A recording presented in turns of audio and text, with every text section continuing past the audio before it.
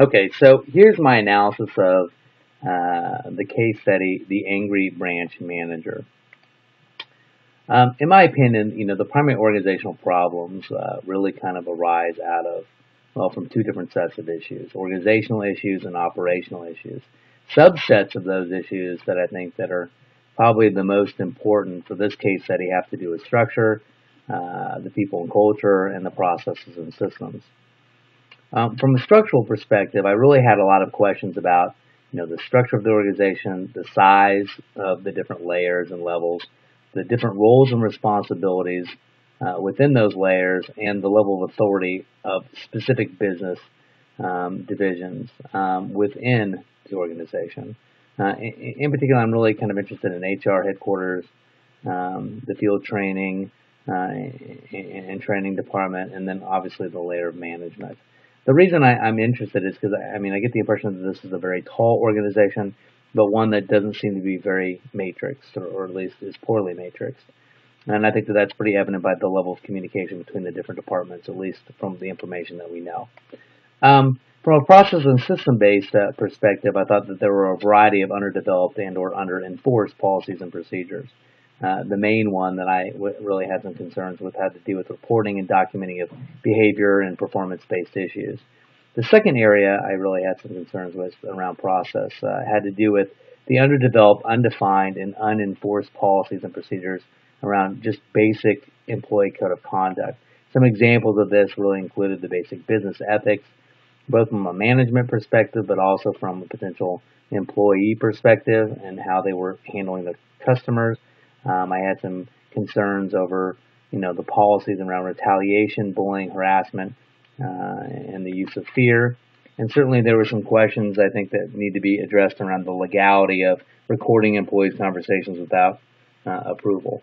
The last process and system-based issue that I wanted to bring up, I think, had to do with just what is the process for identifying and developing the potential leaders of the future.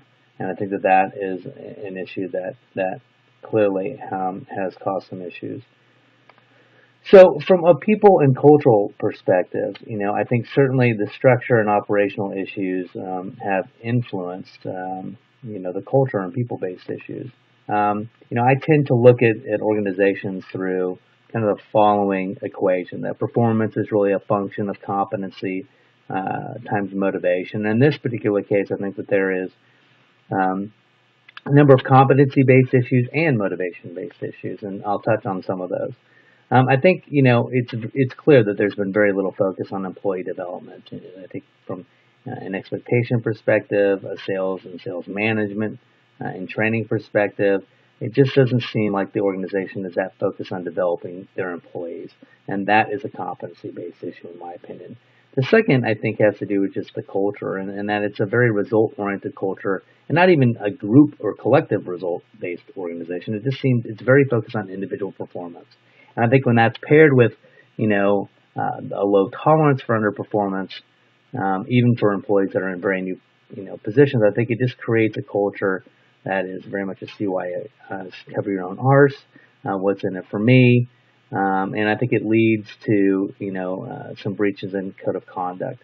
The last area that I thought I should bring up was just, the impact that maybe the underdeveloped or unenforced policies has on the culture itself. And I think that that's seen with performance-based issues, harassment or potential harassment issues, and some questions about business ethics. And I think when employees see that those aren't being followed, that it opens up, it just creates additional issues within the culture.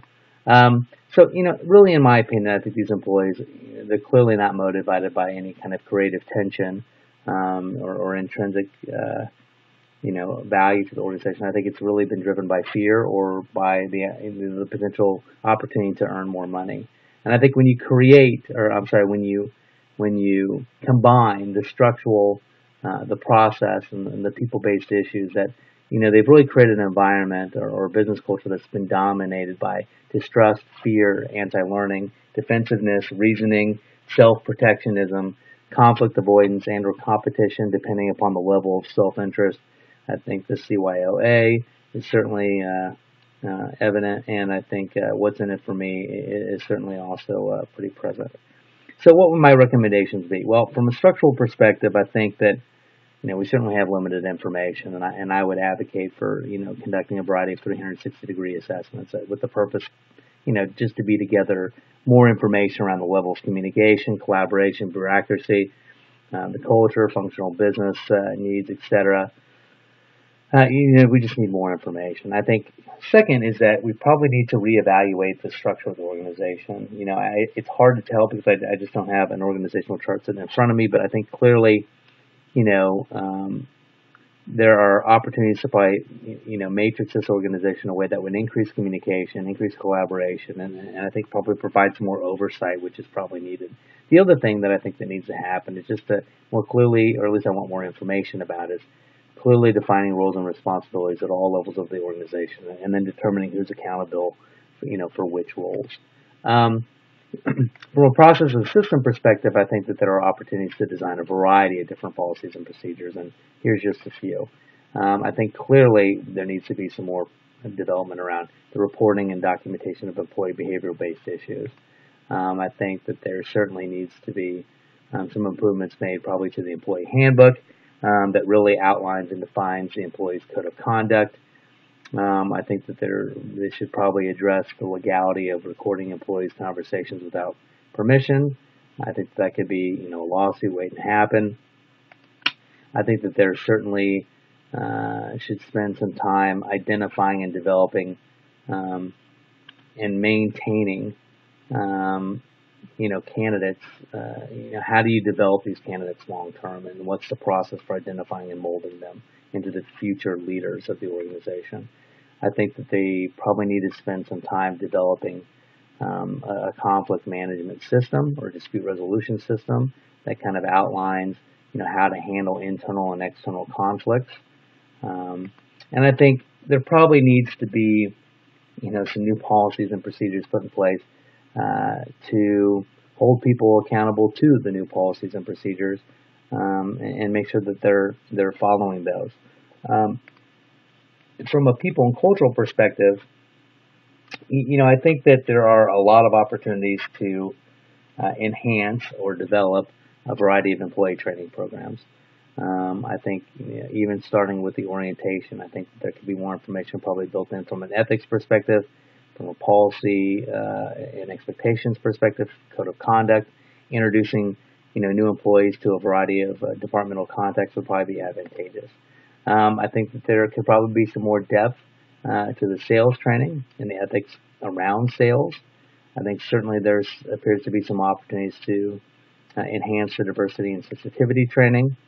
And I think, based upon the level of morale and the lack of collaboration and communication between departments, I think that there should probably be, a variety of inter and interdepartmental team development activities that should be funded. The last area really has to do with the leadership and management perspective and the lack of training that I think that they are receiving. I think my recommendations for the leadership and management training would really be centered around, more business ethics, building in some management and leadership philosophy, teaching, them about social styles and personality, and how to communicate more effectively and motivate each of those personalities more effectively. I think certainly there needs to be some basic conflict management skills.